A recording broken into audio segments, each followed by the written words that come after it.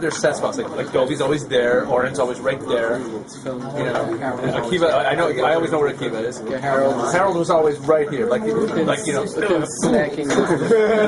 Harold is in the perfect spot. Okay, Feel left out. rolling.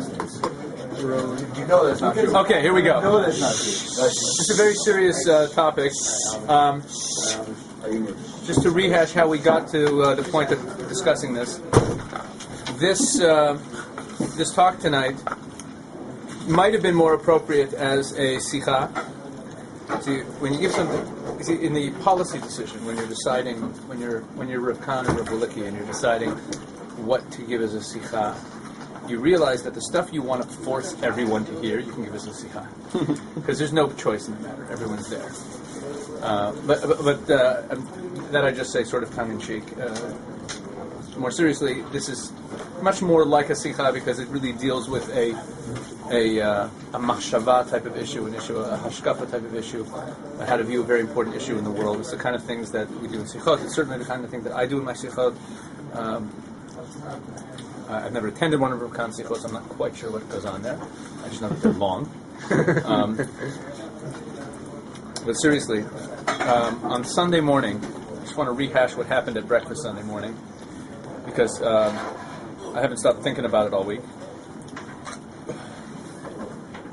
Who was there Sunday morning at breakfast? I was the breakfast. You'd remember what I'm talking about if you were there. You know what I'm talking about, the conversation we had after breakfast. On Sunday morning, I asked a few people who had been to the event on Friday morning, the event at the Israel Center. I'd asked some people about it, and I was especially interested in it because I was part of a committee that was involved in planning it, and I was interested in hearing how it went and what happened. And when I was told about the content of a talk that was given on a topic that was chosen because of its great importance for people who are going, especially people who are going into the secular world, who are going to be having much more intense interactions with non-Jews and non-religious Jews than they've had before. So the topic of the specialness, the difference, the uniqueness of being a Jew and Jewish people, which causes a lot of existential and philosophical difficulty for people when they're interacting with non-Jews. Why am I different? Why should I be treating people different? Why should I be doing things that are different? Why am I obligated to love Jews but I'm not obligated to love non-Jews? Why all these standards where like these standards of morality that apply only to my interactions with Jews and not to other people? When I asked how it was dealt with, I was not pleased with the way it was dealt with. I'm going to sum up, I wasn't at the talk, but it's an old way of dealing with this issue, and it has a certain satisfactory quality to it. So I'll basically give that approach to the issue, and then I'll explain why it's insufficient. And then from there, we'll move on to an in-depth approach to the whole relationship of the Jews to the non-Jews, purpose of Jews. You could title this talk, "Why Did God Make Jews?" What the purpose of Jews and what we are, and hopefully it'll also along the way we'll deal with a lot of issues, real life issues that come up when you're living in a non-Jewish environment. So here's basically the 2-minute version of what was said. The mitzvot in the Torah and the rules about Judaism that have Jews treating Jews differently than they treat non-Jews are based on the idea that Jews have a different relationship to Jews. We're all mishpacha, and you treat mishpacha differently than you treat other people. So, for instance, the fact that there's a halacha that you don't have to return a lost object to a non-Jew, but you have to return it to a Jew, it's not based on the fact that there's anything wrong with non-Jews. It's based on the fact that Jews are special, and really, morally, you don't have to return any lost object to anybody. But there's a special level of morality you have to return it to. You have to return it to Jews. A way I once heard this put by a Rav who I once heard a talk by, and at the time I thought this was wonderful. It really appealed to me. But upon thinking about it for years, it occurred to me that it was insufficient. The way I once heard it put was as follows. Let's say it's a stormy night. It's a stormy winter night. And there's a knock on your door at 11 o'clock at night. And you open the door, and there's a person there in tattered clothing. And he's cold, and he's got a backpack. And he goes, "Hey man, I'm really sorry for ringing your doorbell. It's the middle of a blizzard. It's late at night. I'm sorry, but I just lost. I was evicted from my home today, and it's a really rough day to be evicted from your home. I have nowhere to sleep tonight. I'm really in a tight spot. Could you help me out?" And let's say I then reached into my wallet and pulled out a $20 bill and handed it to him. Is that considered nice behavior? No. Yeah, why not? It's a stranger on the street. Like, come on, let's be realistic. You're in Cleveland. Yeah. A stranger, he comes to your door. You don't know what he is. I give him $20. Let's say I give him $100. Give him $100. That's pretty good. He can go get a motel room. He can go to a Econo Lodge. He can get right. Walk there? Okay. That's fine. I'm a pretty nice guy, right? Let's put it this way: even if you were to rate it morally, even if you think I should have invited him in, I'm not a 0. You're right. I'm doing pretty well. Okay. 1 man. Okay. And I send him on his way. You're probably about a 7 on the back. Okay. There are no hotels. I really don't want this to be a dialogue, or we'll be here all night. Okay. Let's please restrict the comments to things where you either really disagree with me, or you don't understand something I said. Because otherwise, it'll take forever. I send the person on their way. 15 minutes later, there's another knock on my door. I go to the door, I open the door, and it's my mom. And my mom's got a backpack on, and she goes, "Oh, hi, son, I'm in a really bad way. I just got evicted from my home, and I have nowhere to sleep tonight, and I don't know what to do. Maybe you can help me." And I pull out another $100 bill, and I hand it to her. And I send her on her way. Okay? Now I'm the biggest jerk on earth. Okay, 15 minutes ago, I was a really good guy who was helping out. So that's the thumbnail sketch of this approach, which is you treat mishpacha differently than you treat other people. The problem with that approach, the reason it's not satisfying, is it doesn't answer the question why. All it does is restate, in a more emotionally satisfying way, the fact that we treat Jews differently than non-Jews. It doesn't really help address the question, which is, well, why do we really? Why shouldn't I have the same standard of morality for non-Jewish people? Why do... It doesn't fully answer the question. Why is there this mishpacha relationship to other Jews? How about that question? Forget asking about why am I treating non-Jews badly. Why do I have to treat... If it's not really a moral thing, you're supposed to treat Jews as mishpacha, why do I have to? So I find this whole approach somewhat unsatisfying, and I think it loses the big picture. Okay. The way we're going to do this is, Rav Kook actually wrote an essay on this topic, on the topic of the relationship of the Jewish people as a whole and Jews individually to the non-Jewish world. It's about, I think it's 10 or 12 pages long. Now, if any of you have ever learned Rav Kook with me, let's say on a Tuesday night we do Enaya, we do maybe one column and it takes 45 minutes. So if you can just imagine what it would take us to learn through together a 10-page essay of Rav Kook, it would be like a 6-part series. Okay? We're not going to do that. But on the other hand, this is an essay that I really want to be able to give over. So what I did instead was I went through it. I've read this essay many times, and I went through it again tonight, and I basically made like a bullet point, a point-by-point summary of this essay, leaving out a lot of other stuff, leaving out a lot of it, but basically getting to the gist of it. And I'm just going to say it to you. So what I'm going to say to you now is this is just straight the word. This is basically the ideas of Rav Kook. Rav Kook, it's a beautiful essay. Rav Kook starts the essay. Rav Kook never states his thesis. He just starts talking. Okay, so Rav Kook starts talking about the fact that Yaakov's name was changed from Yaakov to Yisrael. And the Torah says, when Yaakov's name was changed to Yaakov to Yisrael, Hashem says, Lo yikarei shimcha od Yaakov ki Yisrael. You're never going to be called Yaakov again, you're only going to be called Yisrael. And what's wrong with that is, if he does get called Yaakov again. Rav Kook then brings up the fact that Avram also has a name change. And by Avram, God also says your name is not Avram anymore, it's going to be Avraham. And there, his name actually is never Avram again. It's always Avraham from there forward. So he asks, Rav Kook asks, what's the difference? Why is this name change isn't permanent and this one is? Even though God says that both of them are permanent. Question number one.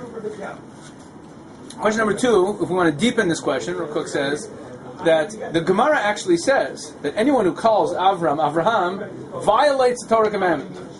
Like it's like a terrible thing to call Avraham Avram. But there's no such negative about calling Yisrael Yaakov, Yisrael, whatever it is.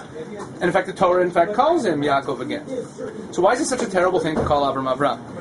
To top it off, Rav Kook says, and I'm leaving out a couple points he makes here, but to top it off, Rav Kook asks the following question. He says, he quotes the Gemara. Now, what do these four names mean? Avram, Avraham, Yaakov, and Yisrael. What do these four names mean? The name Avram is a compound word of Aram, Av la Aram. Okay, it implies that Avram Avinu was a leader, an Av, of the place called Aram, which is where he was from. Avram. Okay, that's what the Gemara says. Avraham, Av la Aram. The name Avraham, there you don't need the Gemara. There the Pasuk says what it means. Ki Av Hamon Goyim Netativ. God says, I'm calling you, when God changes his name to Avraham, he says, the reason I'm changing your name to Avraham is that I'm making you into an Av, a leader of Hamon Goyim, of many, of the multitude of nations. Okay? So the name Avram means leader of Aram, leader of that people. Avraham means leader of everybody. Okay, those are those two names. Yaakov and Yisrael now. What does the name Yaakov mean? Something to do with following or holding on to the heel, right? That's why he's called Yaakov in the Pasuk. And Yisrael, what does the Malach say when he names him Yisrael? Kisarita im Elokim b'anashim v'tuchal. Because you are a master, you are a leader of God and man. Okay. So Rav Kook says, the name Yaakov has a negative connotation. The only one of the four names here that has a negative connotation. Holding on to Esav's heel. Okay, it implies some sort of secondary or not a very positive status. Avram, leader of Aram, very nice name. Avraham, leader of many nations, beautiful name. He says, if any of these names should have been eliminated permanently, which one should it be? Yaakov. Of all the four names to be eliminated permanently, it should be Yaakov. Why, of all things, are you not allowed to call Avraham Avram? So Rav Kook goes on to explain as follows. He says, before Avram Avinu had any mitzvot, he was just the most moral and most ethical non-Jew, there were no Jews yet, in the world. Okay? He was the most ethical non-Jewish person in the world. Now, this ethics, human ethical behavior, which is agreed upon by all men. You're not supposed to kill, you're not supposed to steal. There's certain human ethics, and those ethics change slightly with time. But basically, there's a human ethical system that a wise, ethical person will arrive at just with their seichel and by being a moral, ethical person. Human ethics are based on human seichel. This is the mitzvot in the Torah. The vast majority of the time, Cook here says always, even though in other places he talks about how it's the majority of the time. The majority of the time, mitzvot agree with regular human ethical behaviors, right? Most mitzvot, if you were to take a non-Jew living totally ethically according to his own rational logic, he's a very ethical non-Jew. You go out into the world, you will meet, Baruch Hashem, many wonderful ethical non-Jews. You meet these people, they're living basically ethical lives. A person who's following the Shulchan Aruch, who's living according to Torah, a lot of the things that he believes in terms of behavior, are going to be the same. But, says Rav Kook, there's a difference that they believe that they're ethical for different reasons. The ethical person who's ethical as a humanist ethical person believes there's all sorts of logic and rationale for why he's an ethical person. And the person who's ethical religiously believes that God told him to behave this way. Okay, that's a distinction. So externally, a lot of their behaviors are going to be the same in terms of ethics. Now, one more difficult, abstract idea, and then things are going to start, I think, becoming much clearer. Among the ethical things that people believe are ethically true, don't worry, this is all going to come together to be very practical about our lives. Among the things that people believe to be ethically true, one of them is that it's pretty much agreed upon among most nations of the world that being a patriotic person to whatever nation you're from is a positive trait. It's kind of a heroic trait. If you were, say, visiting some country, or you're touring Europe and you go to some country and you saw some monument to heroes of war who gave their lives for the country, those are Those are heroes here locally. They're heroes to these people. They're great people. They're not my great people, but they're great people. Being patriotic is viewed as a positive trait. Caring about your nation is viewed as a positive trait. Great philosophers and thinkers have written, Cook says, about how this is a positive trait. On the other hand, everyone agrees, every normal ethical person on earth, views being a selfish person as a negative trait. Right? We all know selfish people, we have selfish moments. It's a negative trait. It's viewed as a bad, unethical trait. Says, what's the problem? Says, the problem is that if you think about it, being patriotic to your nation is just a very grandiose form of selfishness. Why? Because for the same reason that selfishness is wrong, which is, why should your interests be more important than someone else's? That's why selfishness is wrong. Patriotism is wrong, ethically. Why should the needs of your nation be more important than the needs of the other nation? Right? Why? Why should aggrandizing your nation at the expense of some other nation be a positive thing? Now, it could be that there's some moral reason why you're fighting them. That's a different story. But patriotism in itself, my nation should be successful, is itself it's a higher form, but nevertheless a form of selfishness. Okay? Now, God comes to Avraham Avinu, and he gives him a mitzvah. What's the mitzvah he gives him? When he changes his name, when does God change his name to Avraham? He changes it at the same time as he gives him the mitzvah of Brit Milah. Now Avraham Avinu actually has a mitzvah. He's no longer going to be doing things that are ethically according to human rationale. He's now going to start doing things that God told him to do, even though they seem kind of weird and possibly even unethical. He's going to start doing things that God tells him to do. Now, he's going to separate himself by doing these things. There's a famous medrash that some of you might have heard that Avraham Avinu went to ask his friends whether he should do the Brit Milah. You ever hear that medrash? Interesting medrash. Avraham Avinu went, he had 3 friends, Aner, Eshkol, and Mamre. He asked them what they thought. One of them, Mamre, said to go ahead and do it. Aner and Eshkol gave reasons why he shouldn't do it. One of the reasons that was given to him was, you're going to be different than everyone else. Right? Avraham Avinu is about, by doing mitzvot, and this doesn't just apply to Avram. Start listening carefully. This applies to all of us. By doing mitzvot, Avram's about to separate himself from everyone. Right? By being told to go to the land of Israel earlier, he was told to go to another place, to a specific land. So God's basically, this is what Rav Kook says. Listen, this is, if all you hear tonight is this verse, it's worth it. God says to Avraham Avinu, I'm about to make you be separate than everyone else. If you dare think that the reason I'm making you separate from everyone else is to produce a nation that's going to be nationalistic and patriotic to itself and care about itself separately from everyone else, lest you think that that's the purpose of this, at the same time as I cause you to separate yourself from everyone else, I'm going to change your name to a very universalistic name. Av Hamon Goyim. Avraham Avinu.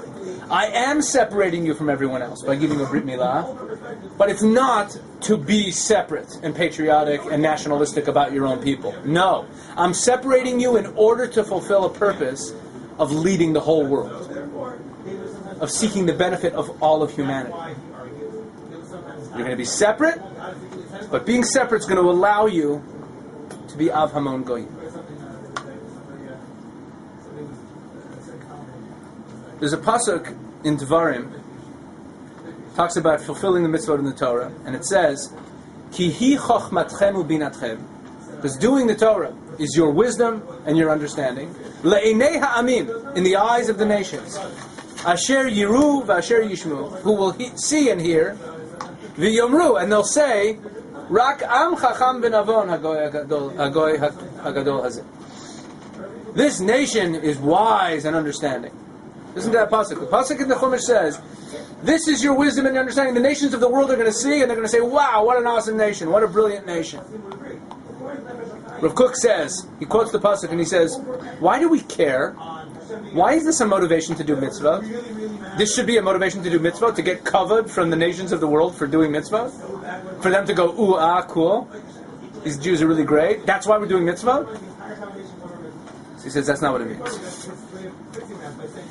So Rav Kook, I'm going to start reading this, pass them around. I'm reading the quote on the left. On the right, from Midbar Shur. Quote in parentheses.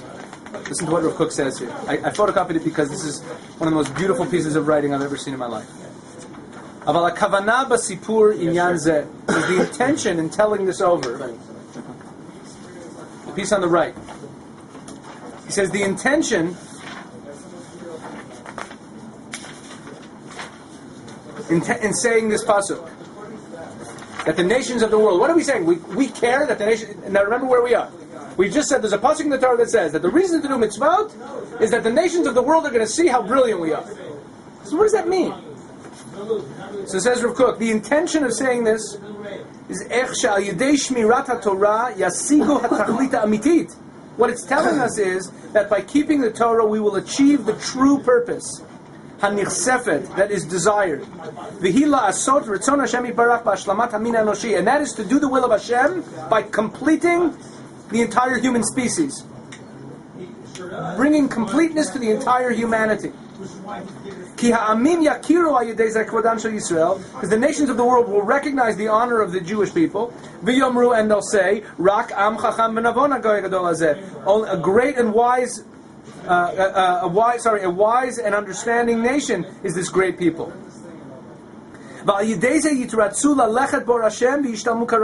And through this, they will want to go in the light of God, and they will be completed appropriately. They will be perfected. And God's desire will be successful through our hands. Al Kain, therefore,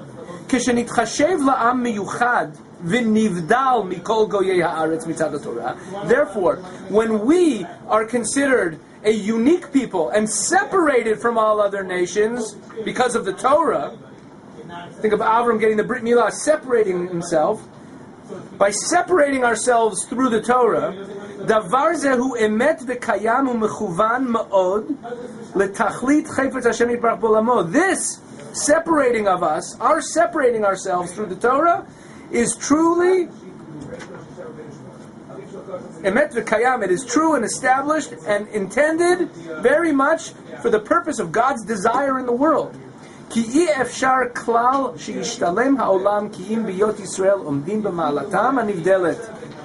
it is impossible for the world to be perfected unless the Jewish people are in their lofty, separated place. Mamlechet Kohanim v'Goy Kadosh. A kingdom of priests and a holy nation. I'll get to that phrase in a few more minutes. We'll talk about it some more. Below ta'aruvotim darchei amim, without mixing in with the ways of the nations.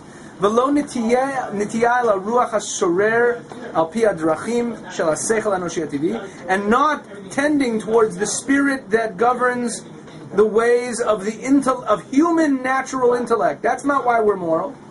Ha'arum mi'adrachat hanevuah, which is naked from the direction of prophecy, v'haya shara elokit, and the godly direction. In Cain, therefore, listen to this phrase: Ota ha'hitpardut mikol ha'amim, hi atzma ha'hitachdut hayoter atzuma. The very separation from the nations is actually the most powerful connection to those nations. Leho'il l'chol ha'adam asher al pnei ha'adama, to provide for the purpose of all people on the face of the earth. Let me explain what Rav Kook just said. If you've lost me, get back in. Phil, wake up. Listen to me. What Rav Kook is saying here is very powerful. He says, God's desire, Rav Kook quotes the pasuk, V'rachamav al kol ma'asav. God has mercy on all of His creations. God wants the perfection of humanity. The Torah doesn't begin with the birth of Avraham Avinu. It starts with Adam. The Mabul story tells us how we got to this point. The goal is to perfect the world. In order to perfect the world, God needs people, a group of people in the world who will, through them, the world will be exposed to a morality, to a higher purpose that will change the world and eventually bring it around to God's purpose. in order for those people to have that higher morality and to develop it so that they can fulfill that mission, they need to separate themselves from the world. They need it. And if they don't separate themselves from the world, they're never going to be able to achieve that higher status. So what seems this withdrawal from the world is a withdrawal in order to prepare to serve a much greater purpose, which is the perfection of that very world that they're withdrawing from.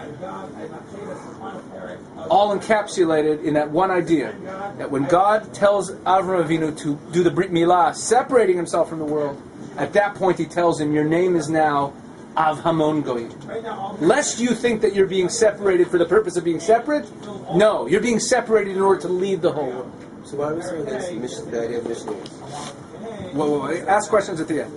I don't know what missionaries has to do with it. Missionaries are people trying to draw us away from Judaism. No, I'm saying why are we so, Jewish missionaries. No, we'll get to that. Why doesn't everyone have to be Jewish, you mean? Like, why don't we try? No. I'll get to that. Don't worry. We'll address that. We will address that directly. It's right here on my list. Right there. Okay. Now,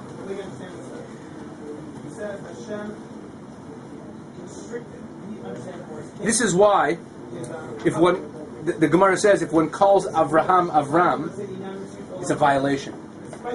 Because to say that being separate is about some sort of local nationalism. Avram means nationalism on a small scale. I care about my people. Av la'aram. If you think that Abraham, after getting mitzvot from Hashem, is supposed to serve his own private national purpose, it's terrible. You totally misunderstand. There are many, many Jews, Shomrei Torah mitzvahs, who think that the goal of Jewish people is to completely separate themselves from the non-Jewish world. But that's only the means. That's not the purpose. That's only stage one. That's in order to affect the rest of the world.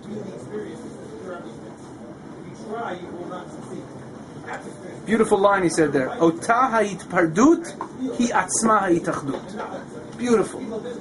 The very separation is itself a connection to the world.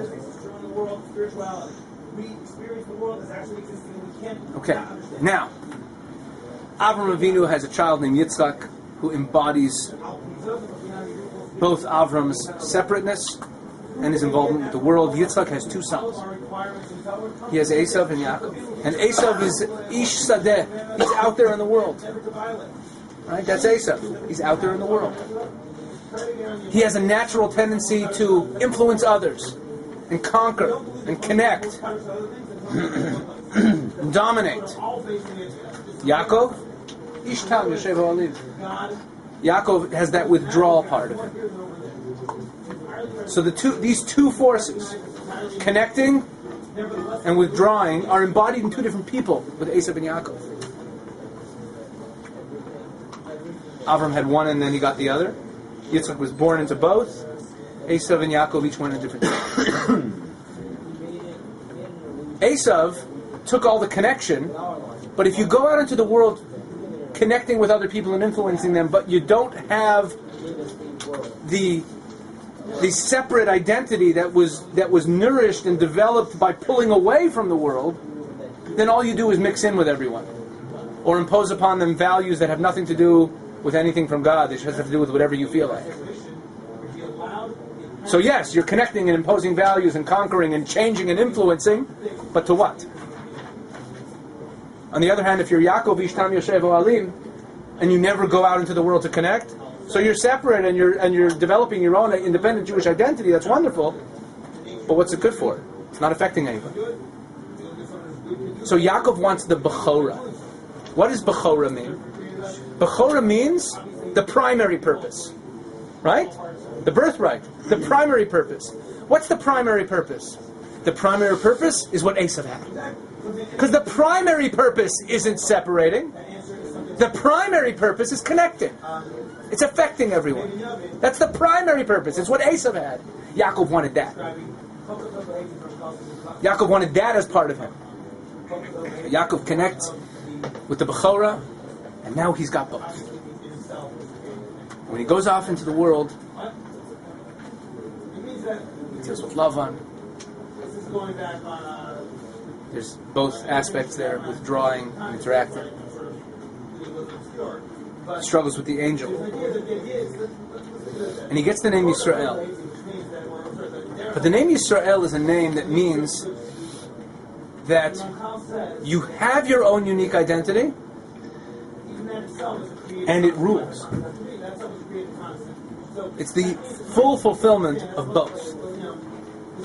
In order for that identity to be fulfilled, the world has to be ready for it.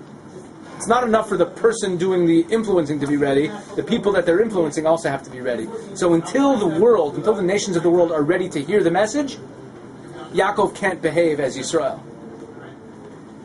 And he has to be Yaakov. He has to withdraw from the world and emphasize his own identity and protect himself from the forces that are out to destroy him, which is what Yaakov is very good at, evading trouble, and jumping between the raindrops and staying out of this guy's way and that guy's way and saying what he's got to say to survive, until the time comes when the world's ready to listen and he can be Yisrael and really affect the world.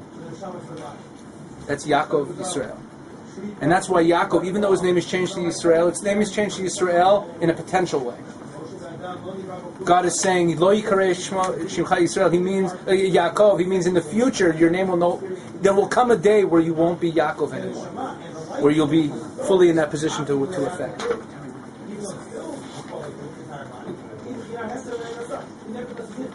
Yaakov is called Yaakov because he holds back Esav's heel.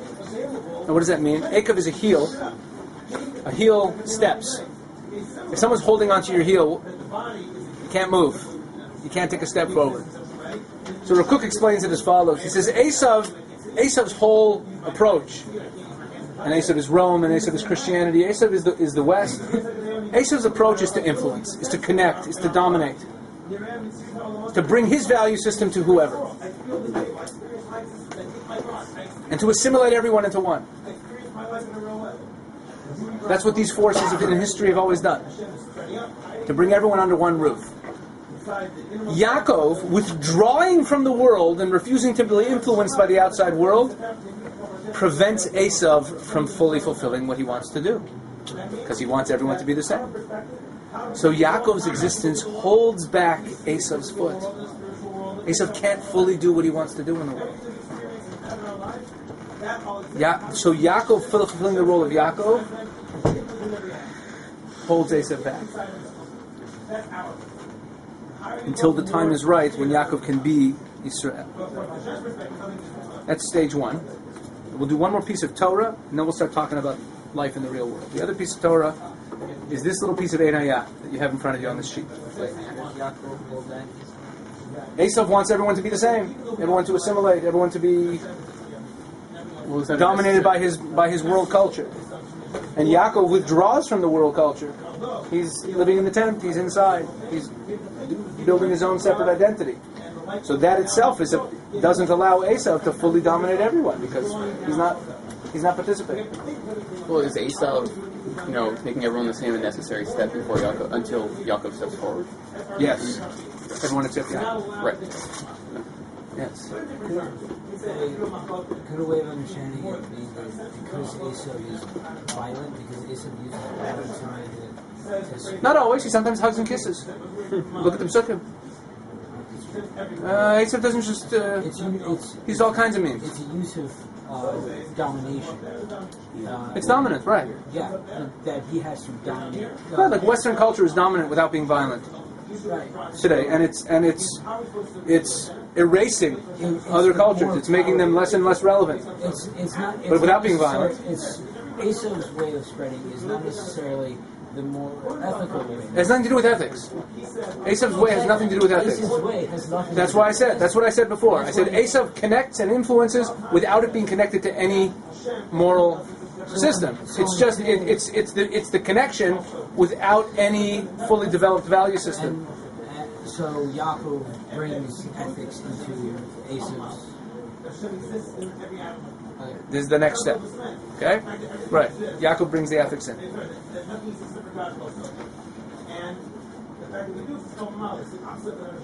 This little piece of Einayah, I'm going to say it to you outside. but you can learn it yourself. The Hebrew's not hard. This is the very first piece in all of Einayah.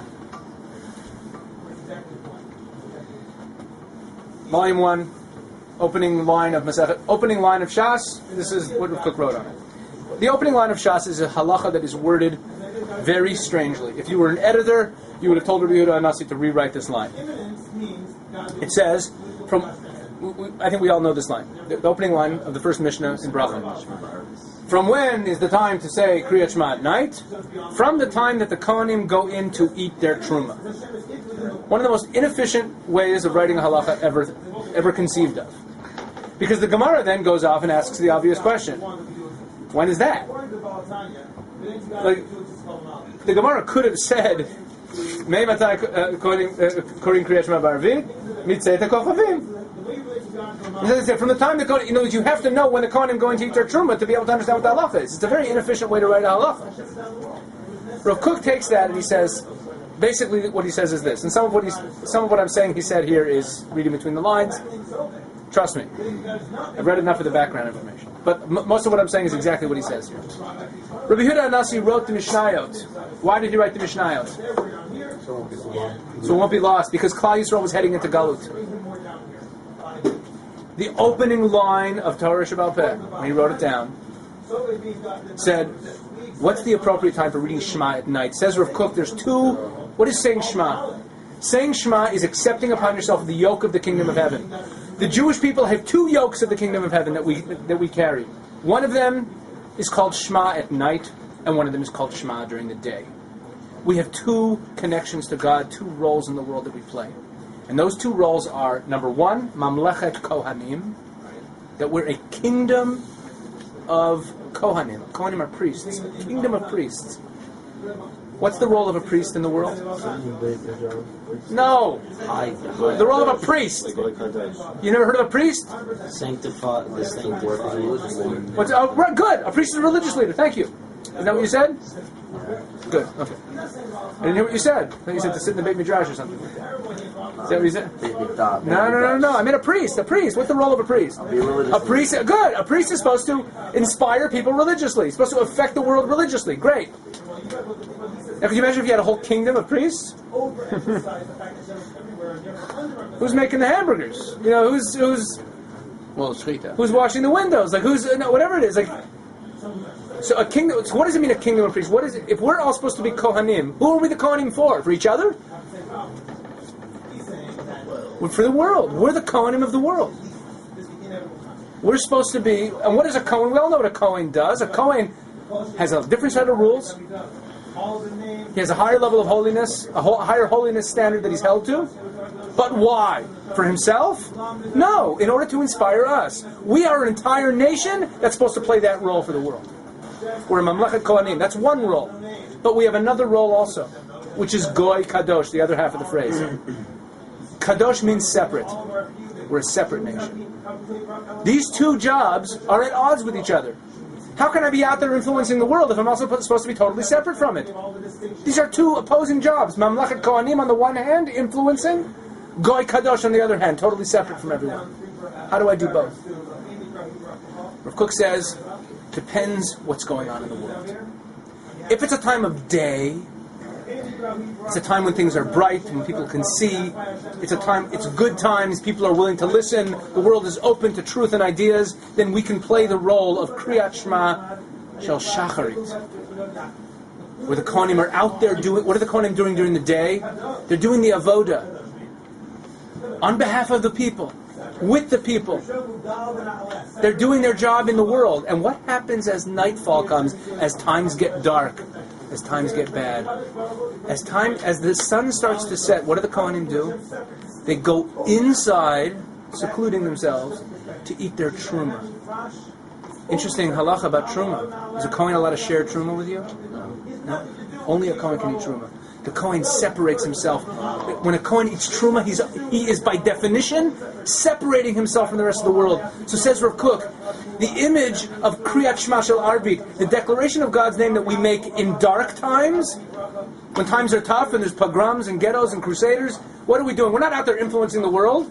There's no one's listening. You know what we're doing? We're inside eating our truma. We're trying to stay safe from the outside world, not let it influence us, and stay strong so that we can pass the baton to the next generation. So that eventually, when the sun rises and times get good and people are willing to listen, we can do the other job. And we can influence them.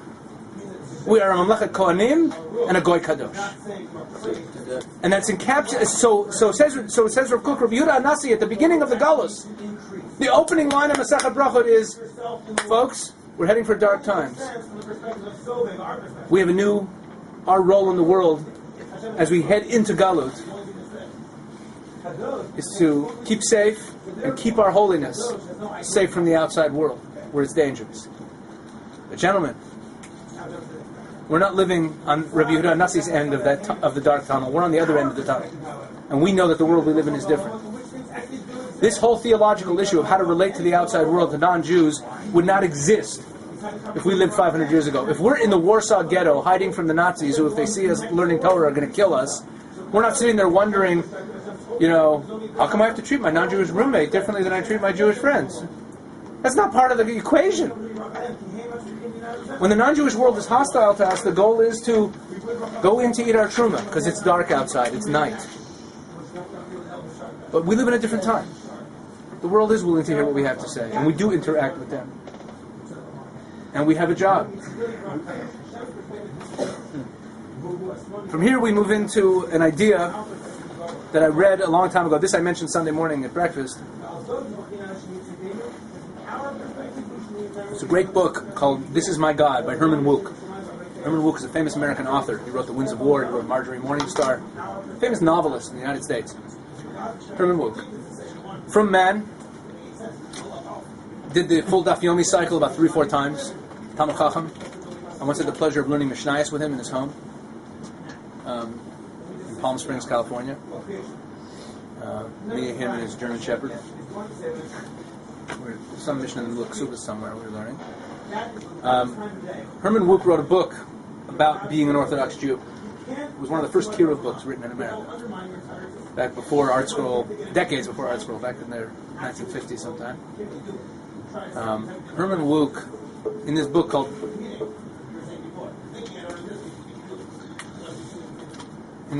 This Is My God, Herman Wouk gives a very interesting analogy. He's talking there about mitzvot. And he says that being a Jew is very much like being in the army. In the army you have all kinds of rules. Yeah. Your shirt has to be tucked a certain way, and your bed has to be made a certain way, and let's take it over now to the Israeli army. In the Israeli army, you have to have rubber bands rolled up in the bottom of your pant legs, so that your pant leg comes around tight, curled in above about a centimeter above the top of your boot. You ever see Israeli soldiers with the way their pant legs come down? Because they have there's rubber bands that they roll up inside the pant leg to make it do that. You're given rubber bands. The beret, an Israeli soldier must have his beret, unless he's in some sort of official ceremony where he's supposed to have it on his head. At all other times, his beret is supposed to be in the left shoulder strap of his shirt. Not in the right one, not in his pocket. In the left shoulder strap. You can get a ticket from a military police officer if he sees him in public with his beret not in the left shoulder strap. So says Herman Wouk, he says, when you're in the army, you have all kinds of rules. I think one of his examples there of a mitzvah is not eating lobster. I think that's one of the examples he gives. He says you have all kinds of rules. And people could look at those rules and say, well, why is that rule important? Why does having your beret in the left shoulder strap make you a better soldier? Why does that make you better on the field of battle? How does that make you better able to defend the country?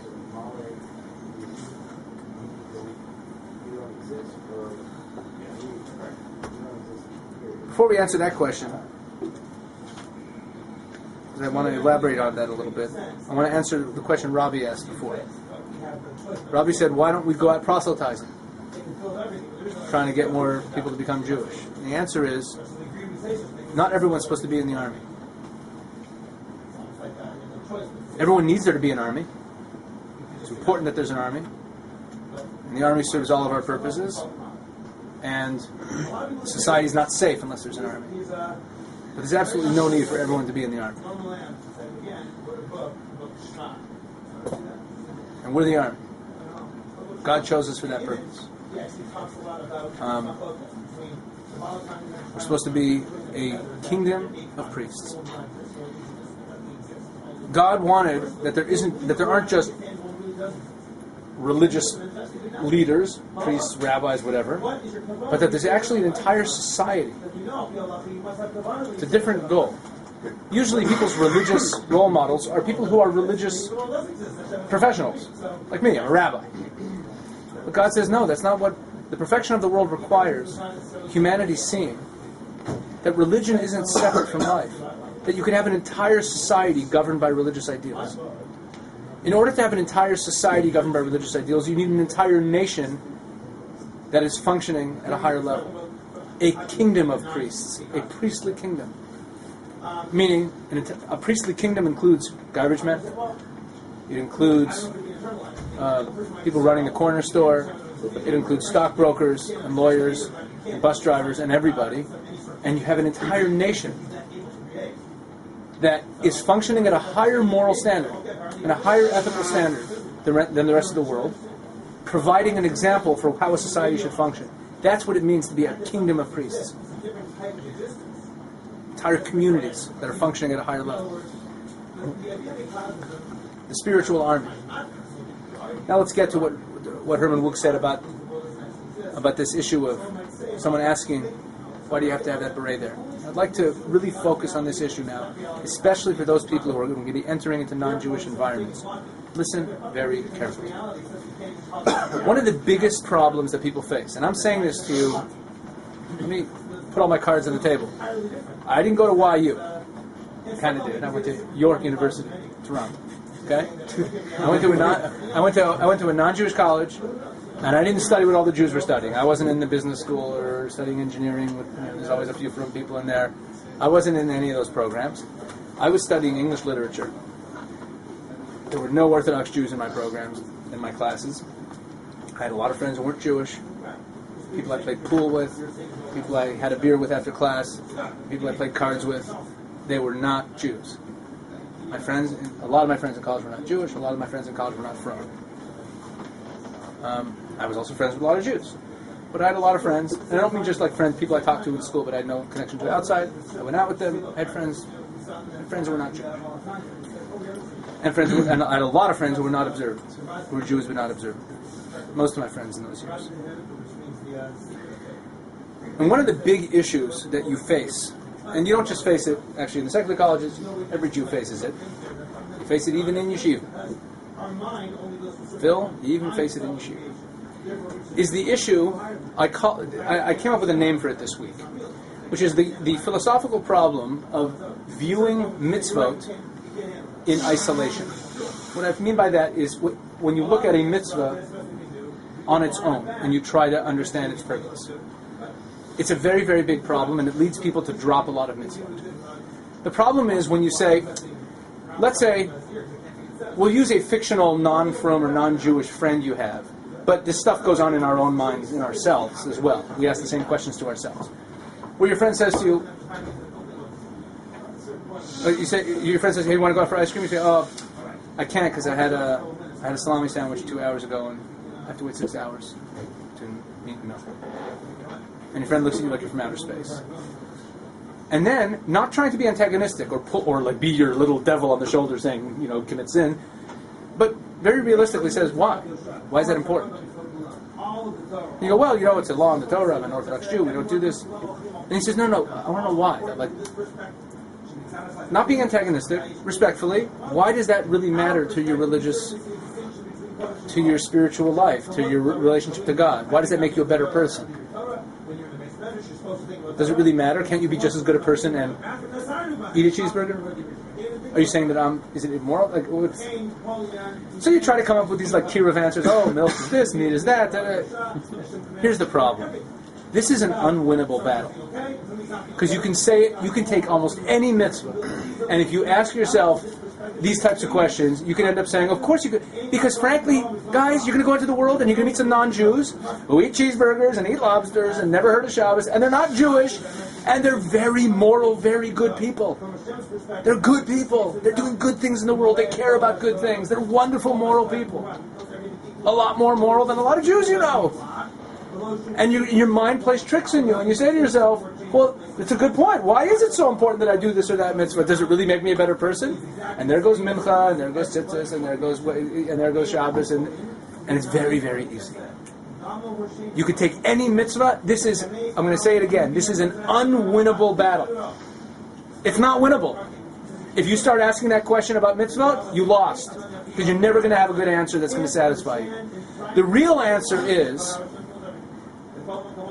it's like the beret and the shoulder strap. It's the beret and the shoulder strap. Could you imagine explaining to someone how that makes you a better soldier? Well, because it's all part of the discipline. It's a very, okay, fine. It doesn't really resonate well. Come on, take the beret out, you'll be just as good a soldier. Anyone who knows about the way military dynamics work will tell you that those things are very, very important.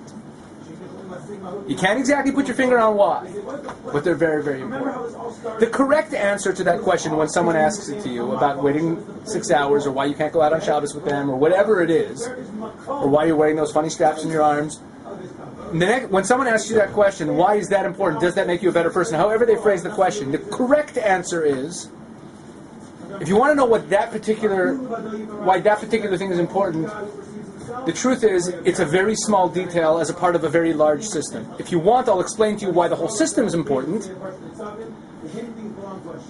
But then understand that this is only one very small detail. I can't really explain to you why this detail is so important. And if they still push you on this point, use the following analogy. You've probably heard me say this. I say it all the time. It's what I call my pointillism analogy. You have a picture that's made up of dots. You've all seen pictures like this. It's called pointillist art. The artist makes a picture out of different dots of different sizes and colors. If you were to take a magnifying glass and zero in on one dot and say, why is that dot important to the picture? The actual answer is, you could erase the dot and the picture looks identical. Look, you see, that dot wasn't actually important. And you could say it about that dot, and that dot, and that dot, and that dot, and that dot. And somewhere along the way, you're not going to be able to tell when your picture got blurry. So it's an unwinnable argument. You cannot isolate a mitzvah, ask why it's important, and come up with a satisfactory answer. And if you want to use it as an excuse to drop mitzvahs, it's the best excuse. It's the most common excuse. It is the way we drop mitzvahs. We've all done it. The way we drop mitzvahs is we rationalize why that mitzvah isn't so important. We've taken it out of the context of the larger system, and bingo, it has no meaning anymore. Beautiful. You can do it with every mitzvah. Pull it out, look at it. Oh yeah, you're right. I'm just as good a person if I don't do that. And you don't even notice. It's just because you have the whole moral high ground thing. What do you mean? What? I'm not as good a person anymore because I ate a lobster? And of course it sounds absurd like that. What? You're a better soldier than me because you got rubber bands in your socks? You're going to be able to kill enemies better? It's an unwinnable argument. So you have to look at it as part of being in the army.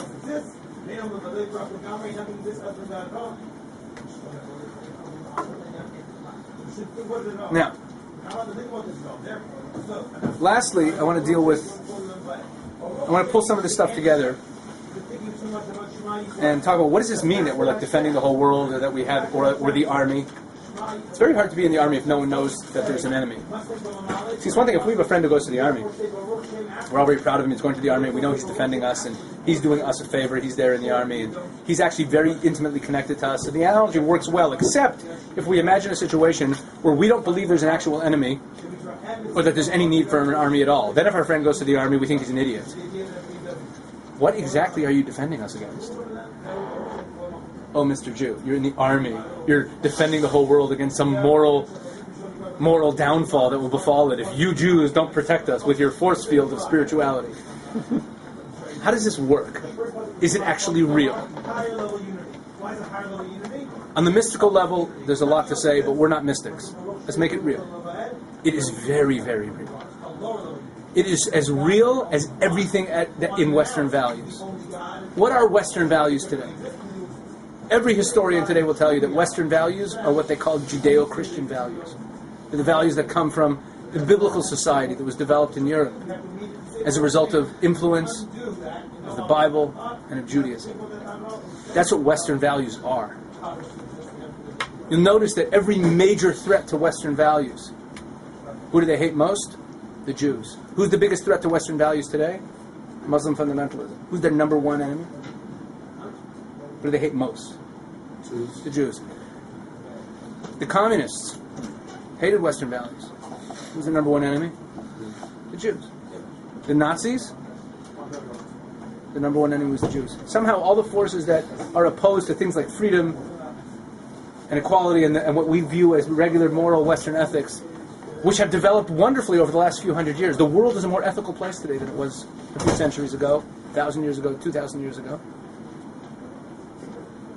The forces that try to destroy that usually hate the Jews. But it's not just about who hates us.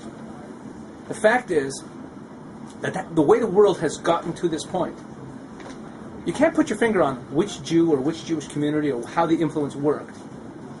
But if Jews hadn't kept the Torah, if after the Churban Bayis Sheni they had just dropped the whole thing, then all this influence of Judaism on the Western world, and on Western society, and more recently on American society, would simply never have existed. There would have been no Jewish people to influence them.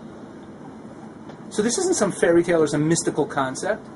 This is very, very real. Yes, we're all very, very small players in it. We're foot soldiers. We're very, very small players in it, but that shouldn't diminish the importance of what we're doing. I want to read you an excerpt from a book review, from a book that came out about 13 years ago, called The Gifts of the Jews to the World, by Thomas Cahill. Thomas Cahill is a historian. He's written a number of books about histories of different nations. You ever heard of this book, The Gifts of the Jews? Who's heard of this book? It's a well-known book. Okay? It was a history book. Thomas Cahill also wrote a book about Ireland. He's written a number of history books. Thomas Cahill wrote a book, he's not Jewish, he wrote a book called The Gifts of the Jews. I want to read you from a book review of it, just because it's not Cahill making this case, but someone talking about the book. These are excerpts from the book review. Thomas Cahill writes in his book, "We can hardly get up in the morning across the street without being Jewish."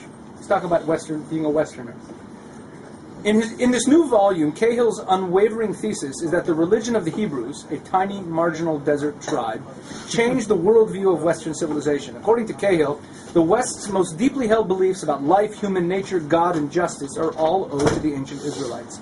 Cahill begins his account before the Hebrews entered history, when humankind was glued to the old primordial ways of believing. For early humans, life moved in cycles, the moon and the tides, the seasons and farming and life itself. The never-changing pattern of birth, life, and death continued, generation upon generation. In some sense, the idea of time as we understand it did not exist. In this world of the ever-turning wheel, the countless gods and goddesses of the old mythologies played out their dramas in the world above. These gods, the pagan gods, were lustful, jealous, and greedy, and humans were of little import. Remember what Dean Eichler spoke about earlier in the year. Man had no freedom to choose a destiny, and no divinely inspired laws and ethics to guide him. To borrow a phrase from Hobbes' characterization of life in a state of nature, early man's mythical life was nasty, brutish, and short. According to Cahill, the Hebrews developed a whole new way of experiencing reality. He writes, "It may be said with some justice that theirs is the only new idea that human beings ever had. The Hebrew God was radically different from the families of gods ruling the pagan religions. Yud-Kei Vav-Kei, Hashem, was the only God," he writes it out in English, "was the only God that counts. Not one of the many who could be played off against each other. He was also the opposite of the Sumerian gods with their patently human motivations of greed and lust. He had unknowable goals for the world. The universe God created was also very different from the world imagined by old religions. Time did not meander in an eternal circle, but it had a beginning and an end. Man was not fated to play an inconsequential role in the universe, but was a character in an unfolding story." Cahill writes that for the first time, the real time and place was not the heavenly and archetypal, but the here and now. Cahill's overall argument is uncontroversial and accepted. It is generally acknowledged that monotheism and the Jewish concept of time were radical and original, as was Judaism's ethical system. There's an excerpt from a book review that captures the essence of something that is essentially agreed upon. Everyone knows that Western morality today is if it took many, many centuries to get here, a development of a Jewish morality brought into the world. That's what it is. Why are you proud of that? Why does it be proud of it? Because it's a huge step forward to where the world's morality was a few centuries ago. We're not done yet. The story isn't over yet. The world is a much more moral and ethical place today than it was 100 years ago, 200 years ago, 500 years ago. But you were just bashing Western civilization. I was not bashing Western civilization. Saying how, it takes away everybody's culture. That it's just everybody assimilates into one. I don't think that's bad. I think there's nothing wrong with Western civilization eliminating all the cultures except ours. We have to be separate. We have to be separate. But it is. It is. And what's it spreading? What is Western culture spreading in the world? It's spreading a lot of nonsense along with it, but it's also spreading understandings of freedom, understandings of certain values of what's good and what's evil in the world. Sanctity of life. Sanctity of life. These are things that were just not taken for granted in many parts of the world, even up to a generation or two ago. The way the world has progressed morally, if you look at, there are practices by governments that used to be viewed as acceptable and now are viewed as horribly immoral. The world is progressing morally. And that, in a very subtle way, has to do and is acknowledged. There's this book, there's another book, there's a book that just came out, written by George Gilder, who's a thinker who generally writes about economy and technology. He's a great economist. He wrote a classic of economy called Wealth and Poverty, which was the basis for the American government's economic policies in the 1980s. He's a great thinker, lives out in the Pacific Northwest. Like every great thinker, he's controversial. Some people hate him, some people love him. He's written for the last decade or two. He's been writing mostly about technology. He just wrote a book called The Israel Test. If you look online, you'll see lots of reviews of it. It's a very controversial book right now. He wrote a book called The Israel Test. You have this book? You have Gilder's book? Yeah, if anybody wants to. Oh, cool. I want to borrow it. So the Israel Test, in the Israel Test, this guy Gilder, he's not Jewish. George Gilder basically says, the fundamental question that's facing the world today, for every person and for every nation, is whether you support Israel or don't support Israel. Because the values, economically, security, and certain moral beliefs, the values that Western society in a good way is built on, are essentially the values of the Jews. And those people who are opposed to those values are the people who are anti-Israel today. And that's what the real struggles are all about. It's a non-Jewish person, right? And he's, of course, because he's not Jewish, he's free to say things that if a Jew wrote them, he'd be viewed as some sort of elitist racist. But it's a very interesting book. I read some reviews of it. I'd like to read the book. But just to understand, we could take Cahill and Gilder and put them on the side and just think for a second. When you're out there in the world, I'm not saying when you're out there, you're a Chabadnik, you're out there trying to influence everyone all the time. It's just, this is a very hard thing for us to accept. But we didn't choose to be part of the Melachat Kohanim. We didn't choose it. We were born into it. Hashem held a mountain over our heads. Said, this is your job. That's another big test that we have. And this is a test, like the other test I said that is unwinnable, this one is even more unwinnable. You know what's unwinnable? Western society has taught us all that our life is about choices we make. That we're free to choose everything. And we're not. Frankly, there's a lot of stuff you didn't choose. You didn't choose what time period to be born in, you didn't choose what country to be born in, you didn't choose what gender to be, you didn't choose a lot of things about yourself you didn't choose. But they're not affronts to your autonomy. And this is another thing you didn't choose. You didn't choose to be part of this mission, to be part of this purpose. And it's a big purpose. The purpose is to elevate the rest of the world and to affect the rest of the world in your own minuscule, unmeasurable way. By the time you're like a point in that very big picture, no one's ever going to be able to say, unless you're one of the greats, and some of you might be great leaders one day, but for a lot of us, we're just going to be a little dot in that big picture of God's perfect world, where someone's going to say, did that contribution really matter? Of course it did. Take away your contribution to the elevating of the world, it will make a difference. In the same way that one mitzvah makes a difference. Not in a way that I could explain to you. I can't explain to you how you, remaining a good, strong Orthodox Jew, raising a nice family, and being an accountant and having a job and taking your kids to school and to soccer practice, whatever, is gonna help perfect the world. I can't explain it to you in a kind of logical way that I could explain to you, why, Gandhi made the world a better place. I can't explain it to you, but I also can't explain to you why not eating a lobster makes you a better person. It's part of our system. So when we go out there in the world, what's our approach? Go out there in the world, we should have to understand we're different. But we're different in the way that a soldier is different from a civilian. It's not being better. Why do we have to love other Jews? Why are we obligated to love other Jews? Why are we obligated to love everyone? So first of all, loving everyone is a meaningless concept. If you were obligated to love everyone, that would basically mean you don't love anybody. It's impossible. Love is an emotion that distinguishes some people from other people. You can't say, I love all human beings. Imagine if I said to my wife, I love you, and I love everyone. You see that guy on the street? I love him too. I love you, and I love him. What am I saying to my wife? That's the biggest insult in the world. There's no such thing as loving everybody. So what does it mean you're supposed to love every Jew? Because Jews are special? No. If there's a military unit, if there's a group of commandos going into battle to do some mission for Israel, we all need those soldiers to really care about each other and be watching each other's backs and be willing to give their lives for each other. We need them to be able to behave that way under pressure. We need that.